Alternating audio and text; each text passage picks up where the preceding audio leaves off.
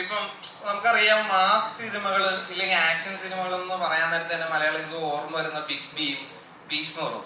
അപ്പൊ അതിൻ്റെ അകത്ത് ബിഗ് ബിയില് ഗോപി സുന്ദർ ചെയ്ത് വെച്ചിരിക്കുന്ന സ്കോർ എന്ന് പറയുന്നത് യോ ബിഗ് ബി എന്നൊക്കെ പറഞ്ഞിട്ട് ഇന്നും വൈറലായിട്ടുള്ള ഒരു എന്താണ് സ്കോറാണ്. അത് കഴിഞ്ഞ് ഭീഷ്മറത്തില് സുഷിൻ ചെയ്തു വെച്ചിരിക്കുന്ന ഒരു ലെയർ. അതിനുശേഷമാണ് നമുക്കടെ ടർബോയില് ക്രിസ്റ്റ വരുന്നത്. അപ്പം ഈ പറഞ്ഞ പോലെ തിയേറ്ററിനെ പ്രകമ്പനം കൊള്ളിക്കാനുള്ള സാധനം ഉണ്ടോ?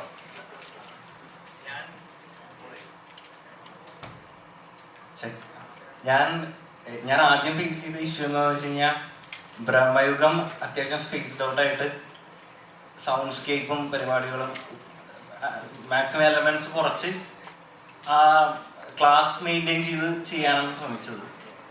നേരെ എക്സ്ട്രീം അറ്റത്താണ് ഇപ്പുറത്ത് ടർബോ വന്നത്. അപ്പം ആദ്യം ഞാൻ വൈശാഖനോട് പറഞ്ഞു, ചേട്ടാ എനിക്ക് കുറച്ച് ടൈം തന്നെ, ഞാൻ ഇത് ബ്രഹ്മയുഗത്തിൽ നിന്ന് ഇറങ്ങി ഇതിലോട്ട് കയറാനുള്ള ടൈം തന്നെ എന്ന് പറഞ്ഞു. പക്ഷെ ഗ്രാജുവലി ചെയ്തു വന്നു. പിന്നെ ഈ പറഞ്ഞ പോലെ മാസ് പരിപാടി തന്നെ ആയിട്ട് വന്നിട്ടുണ്ട്. പ്രകമ്പനം കൊള്ളിക്കുമെന്നൊക്കെ ഉള്ളത് കണ്ടു നോക്കിയിട്ട് പറ. ഇത് ഇലക്ട്രോണിക് പരിപാടികൾ ഉണ്ട്.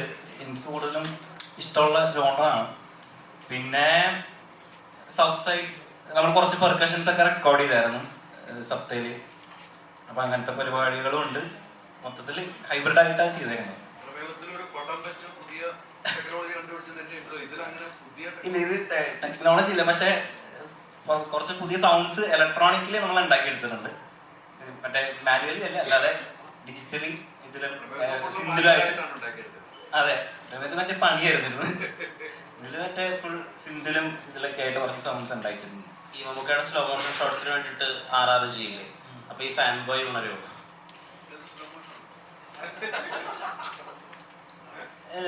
ക്യാരക്ടറിന് സിനിമയ്ക്ക് എന്ത് കൊടുക്കാൻ പറ്റും ഉറപ്പായിട്ടും ഇതുണ്ട്. പക്ഷെ അറ്റ് ദി എൻഡ് എനിക്ക് അഡ്രിനാലിൻ കിട്ടുന്നുണ്ടോ, എനിക്ക് അഡ്രിനാലിൻ കിട്ടുന്ന വരെ വർക്ക് ചെയ്തിട്ടുണ്ട്. എനിക്ക് അഡ്രിനാലിൻ കിട്ടിയിട്ടുണ്ട്. എന്താ നോക്കാം.